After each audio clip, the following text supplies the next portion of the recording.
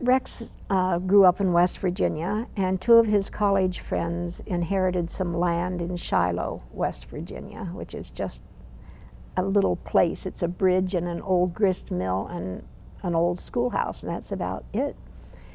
And they built their home there, their dream home, and we visited them several times. And on one of the visits, Rex and I got up early in the morning and we were walking along Middle Island Creek, and I could see the weeds moving out along beside us, and I knew some animal was over there following along. And I went over to see, and here was this terrified, dirty, thin, tick-covered dog down on her, it was a female, down on her belly, just trembling and shaking. I've never seen a dog act that way before. And her tail was going, and I reached out just to gently pet her, and she was so terrified she kept shrinking away, and I knew immediately she was an abused dog. And so we kept walking, and when it started to rain really hard, we turned around to go back to the home of our friends, and then she was on the path behind us. And we would move, and she would move, we would stop, and she would stop. And I don't know what made me do it. I turned around and whistled.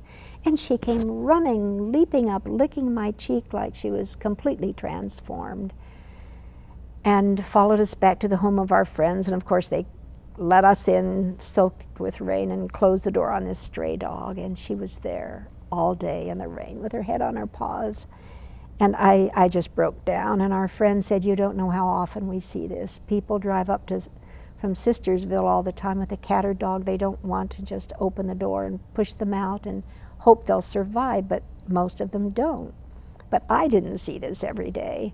So to make me feel better, we put the dog in Frank's car, drove back across Middle Island Creek.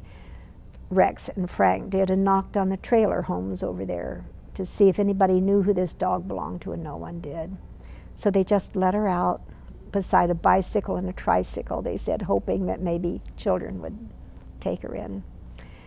But when we drove back to Maryland that day, Rex and I, and he told me where they'd let her out, I cried all the way back to Bethesda. And he said, "Are you going to have a nervous breakdown, or are you going to do something about it?"